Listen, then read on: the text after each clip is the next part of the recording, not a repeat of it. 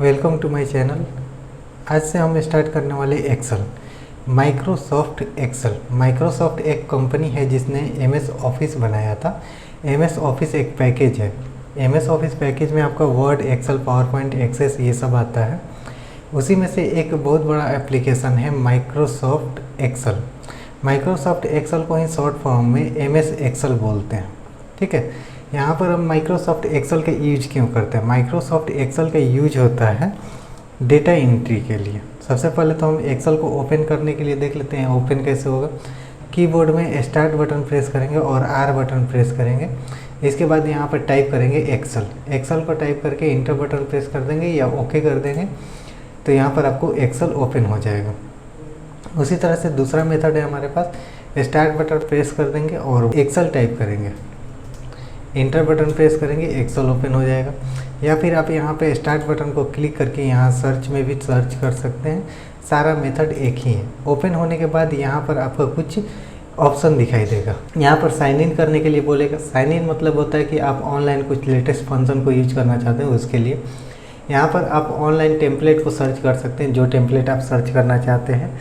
यहाँ पर आपको दिखाई देगा ब्लैंक वर्कबुक और इधर आपको कुछ प्री डिफाइंड टेम्पलेट दिखाई देगा। ये सब टेम्पलेट है। टेम्पलेट क्या होता है? जैसे कि हमारे पास ये कुछ वर्क करके दिया हुआ है, हम इसको जस्ट क्लिक करेंगे और अपना एडिट कर लेंगे तो ये हमारा टेम्पलेट एडिट हो जाएगा। मतलब कि हमारे पास कुछ बिल दिया हुआ है, बना हुआ है, यहाँ पर ये बिल टाइप से है। इसको सिर्फ हमें चेंज कर देना, नाम चेंज कर देना, बस ये हमारे कंपनी का बिल बन जाएगा।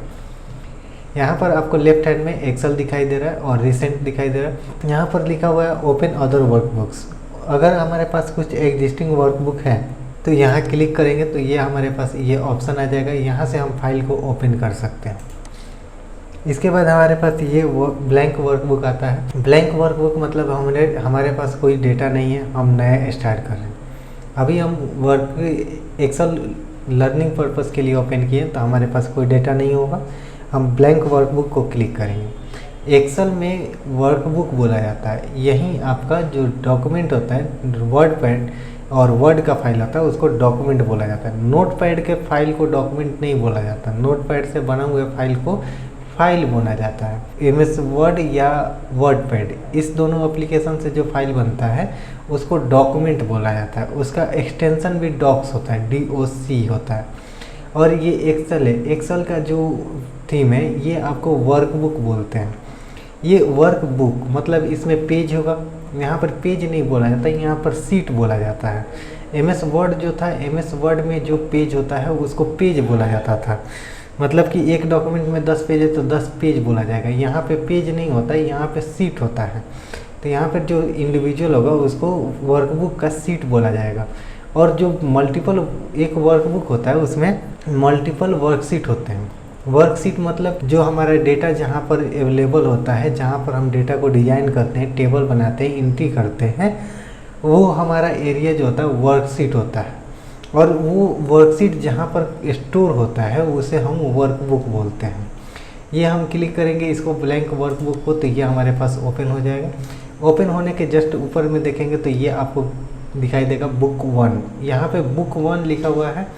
अब ये बुक 1 क्या है? बुक 1 हमारे पास बाय डिफ़ॉल्ट इस फाइल का, ये डॉक्यूमेंट का, इसका डॉक्यूमेंट यहाँ पे नहीं बोल सकते, यहाँ वर्कबुक बोलेंगे। तो ये वर्कबुक का जो नाम दिया हुआ वो बुक 1 दिया हुआ है। और उसके जस्ट नीचे फाइल है, सेव फाइल है, होम है, इंसर्ट, पेज लेआउट, ये सब फार्मूला, ये सब टैब है। उसके जस्ट नीचे रिबन है जैसे वर्ड में होता था। यहाँ पर ये जो दिखाई दे रहा है A1 लिखा हुआ है, ये सेल का एड्रेस बार है या नेम बॉक्स इसको बोलते हैं। इसके बाद यहाँ पर फार्मूला बार आएगा। फार्मूला बार होता है कि हम कुछ कंटेंट लिखना चाहते हैं वो हम यहाँ से लिख सकते हैं। इसके बाद यहाँ पर देखेंगे तो ये आपका कॉलम दिखाई देगा। ऊपर में ABCD जो लिखा हुआ है वो कॉलम नेम है। और लेफ़्ट में यहाँ पर अगर हम देखते हैं तो लेफ़्ट में अगर हम इसको देखते हैं, ये ऊपर में जो लिखा हुआ है ये हमारा कॉलम नेम है। कॉलम का नाम ये नेम बॉक्स है। नेम बॉक्स हमारा कोई भी एक्टिव सेल का एड्रेस स्टोर करता है या नाम स्टोर करके रखता है। यहाँ पर ये आपका जो ऊपर में दिखाई दे रहा है राइट हैंड में, ये फार्मूला बार है।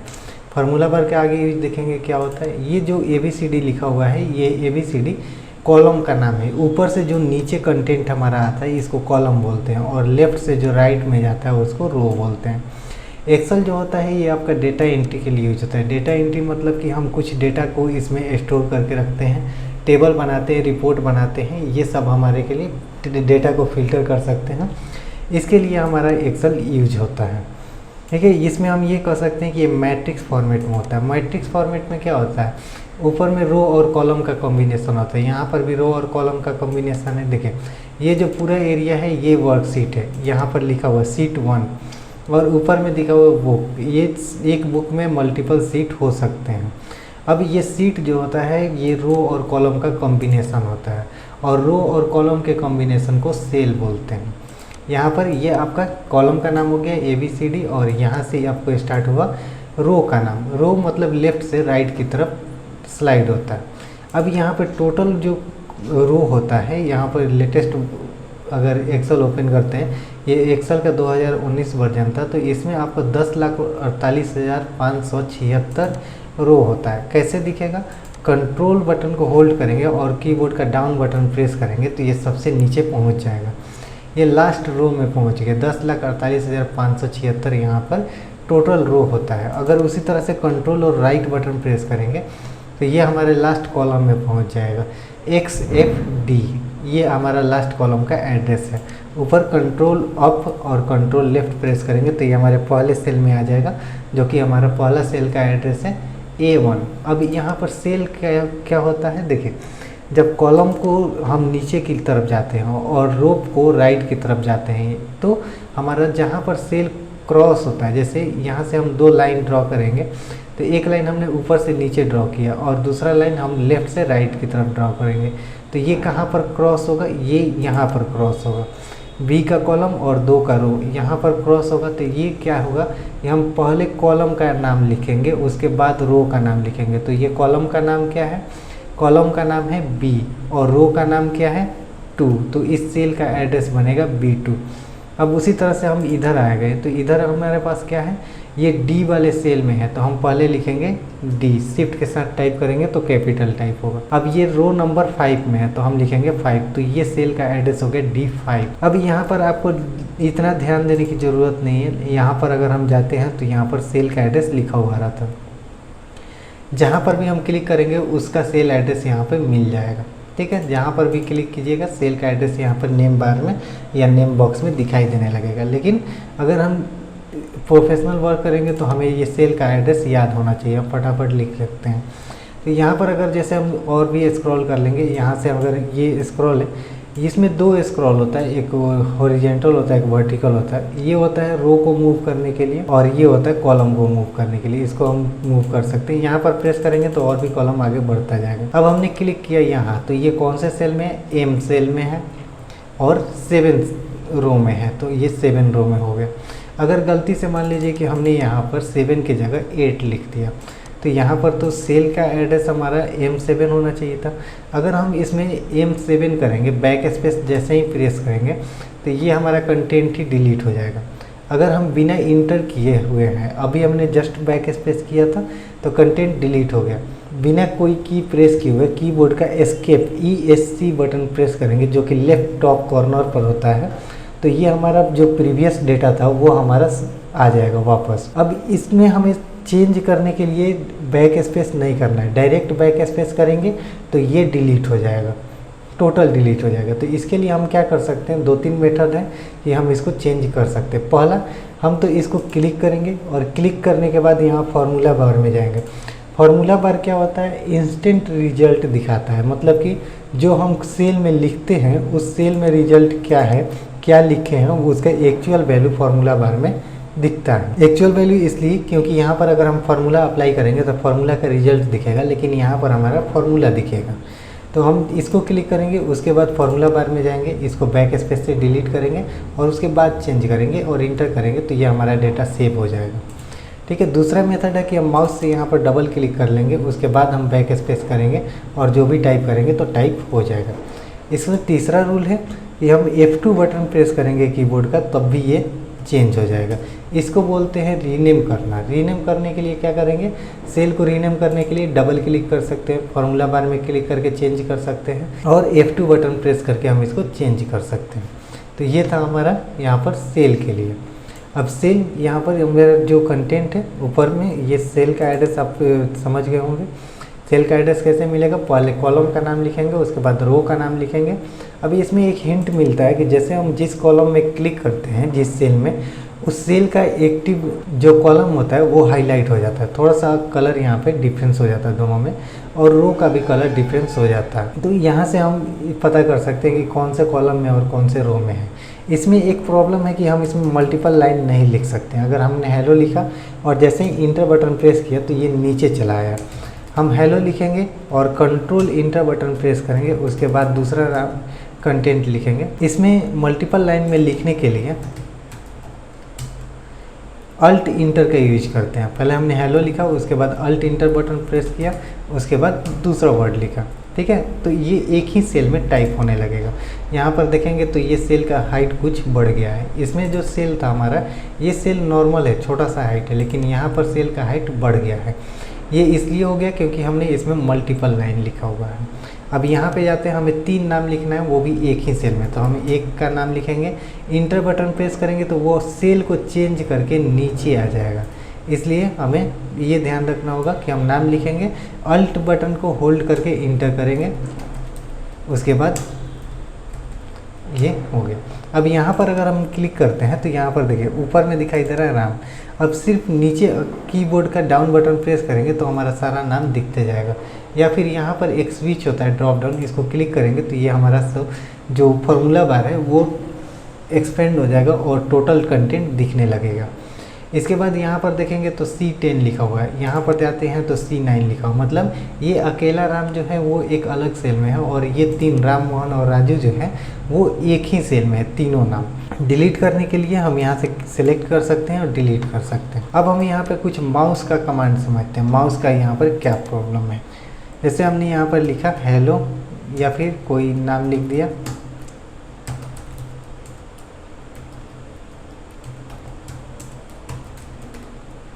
यहाँ पर हमने नाम लिखा हुआ। अब हमारा अगर कर्सर देखा जाए तो कर्सर ये है हमारा, ये जो प्लस टाइप से दिख रहा है, अभी जो प्लस दिख रहा है वो थोड़ा सा बोल्ड दिखाई दे रहा है। इस बोल्ड प्लस का मतलब होता है ये सिलेक्शन मोड में है, नॉर्मल मोड है, सिलेक्शन मोड। अगर हम इसको क्लिक करेंगे और माउस को ड्रैग करेंगे, नीचे ड्रैग करेंगे तो ये कॉलम फिल होगा, कॉलम को सिलेक्ट कर लेगा। अगर इसको हम राइट की तरफ स्लाइड करेंगे तो ये रो को सिलेक्ट करेगा, ठीक है, एक ही रो में सिलेक्ट होगा। अगर हम इसको देखें तो ये ऊपर से नीचे आने के लिए 3 कॉलम को सिलेक्ट किया है, लेकिन एक रो को सिलेक्ट किया है। और इसको अगर हम नीचे खींचते हैं तो ये एक कॉलम को सिलेक्ट किया, मतलब इसमें 1 2 3 4 रो को सिलेक्ट किया हुआ है, ठीक है। तो वो नहीं देखना है कि कितना सिलेक्ट किया, हमें ये देखना है कि सिलेक्शन होगा कैसे।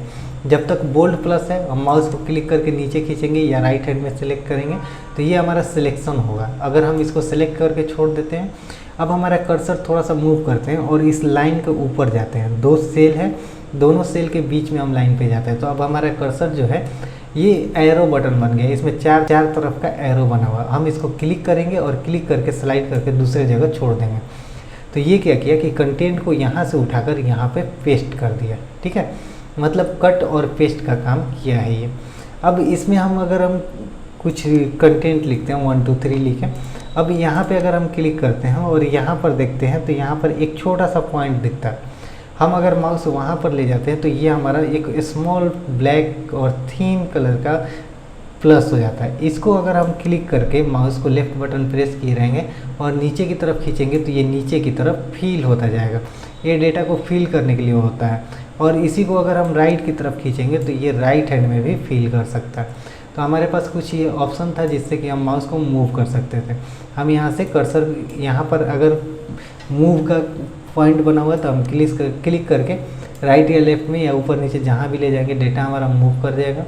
यहाँ से अगर हम पतला प्लस ले लेते हैं तो ये सिलेक्शन के लिए होता है, ड्रैग फील करने के लिए होता है, सिलेक्शन के लिए नहीं होता।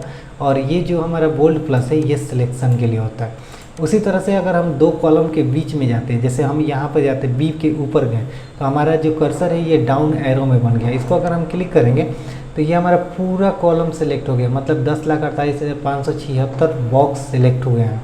और इस तरह से अगर हम यहाँ पे जाते हैं रो पे तो रो पर क्लिक करेंगे तो ये हमारा XFD कॉलम तक सिलेक्ट हो गया है। इसी तरह से अगर हम ए और बी के बीच में जाते हैं तो हमारा कर्सर फिर से चेंज होता है। अब इस बार क्या हुआ है, वर्टिकल एक लाइन लगा हुआ है और हॉरिजेंटल एरो बना हुआ है। हॉरिजेंटल एरो मतलब हम इस सेल के बॉक्स के विड्थ को मेंटेन कर सकते हैं, विड्थ को बढ़ा सकते हैं या फिर घटा सकते हैं। उसी तरह से अगर हम दो रो के बीच में जाते हैं और इसको पकड़ के नीचे की तरफ खींचते हैं तो ये हमारे बीच का बॉक्स का जो हाइट है वो हाइट बढ़ा सकता है। तो हमारे पास सेल का हाइट बढ़ाना होगा तो क्या करेंगे, अगर हम किसी भी सेल का हाइट बढ़ाना होगा तो ये पूरे को बढ़ाएगा एक बार में। जितना एक सेल के सामने जितना भी रहेगा, मतलब अगर हाइट बढ़ाना है तो उस रो में जितना भी सेल रहेगा वो सबका हाइट बढ़ेगा, और विड्थ बढ़ाना है तो उस कॉलम में जितना सेल रहेगा वो सबका विड्थ बढ़ेगा। जैसे यहाँ से हम क्लिक करके खींचते हैं तो ये हमारा सबका हाइट विड्थ मेंटेन हो गया। अगर हम इसको नीचे दिया हुआ है और ऊपर खींचते हैं तो ये हमारा इसका हाइट मेंटेन हो गया। देखेंगे कि हम इसको और भी किस तरह से मेंटेन कर सकते हैं। यहाँ पे डबल क्लिक कर देंगे, सेल पर किसी भी दो कॉलम के बीच में जाते हैं और हमारा कर्सर इस टाइप का हो जाता है, हॉरिजेंटल या वर्टिकल प्लस बन जाता है।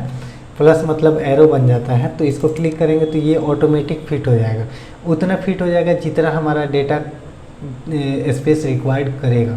अगर हम एक कैरेक्टर जैसे यहाँ पे देखेंगे तो ब्लैंक एरिया बचा हुआ, काफ़ी ज़्यादा ब्लैंक एरिया बचा हुआ, तो हम यहाँ पे डबल क्लिक कर देंगे, ये हमारा ब्लैंक एरिया ऑक्यूपाई कर लेगा। ठीक है, अब इसमें जाते हैं तो इसको क्लिक करेंगे तो ये कुछ नहीं होगा क्योंकि इसमें तो डेटा ही नहीं है, ये किसके अकॉर्डिंग फिट करेगा। हमने यहाँ पर क्या लिखा है, ए टाइप कर दिया। अब हमारे पास इस कॉलम में एक तो डेटा है, इसको डबल क्लिक करेंगे तो ये हमारे ए के अकॉर्डिंग सेट हो जाएगा। उसी तरह से अगर हम हाइट को बढ़ा देते हैं और इस हाइट में तो क्या लिखा हुआ है, ए लिखा हुआ है, हम चाहते हैं कि ये जो बाय डिफ़ॉल्ट होता है जितना ज़रूरी है उतना ही जगह कवर करे, तो यहाँ पे जाकर डबल क्लिक कर देना, ये अपने हाइट को भी मेंटेन कर लेगा। नेक्स्ट वीडियो में हम देखेंगे कि हम इसमें और भी एक्स्ट्रा एक्टिविटी या कुछ सेल को कॉपी पेस्ट कैसे कर सकते हैं। अगर वीडियो यूजफुल है तो लाइक कीजिए, शेयर कीजिए और सब्सक्राइब कीजिए और बने रहिए हमारे चैनल पर, क्योंकि एक्सेल को हम 0 से टॉप लेवल तक लेकर जाएंगे और बहुत कुछ सीखने को मिलेगा इसमें।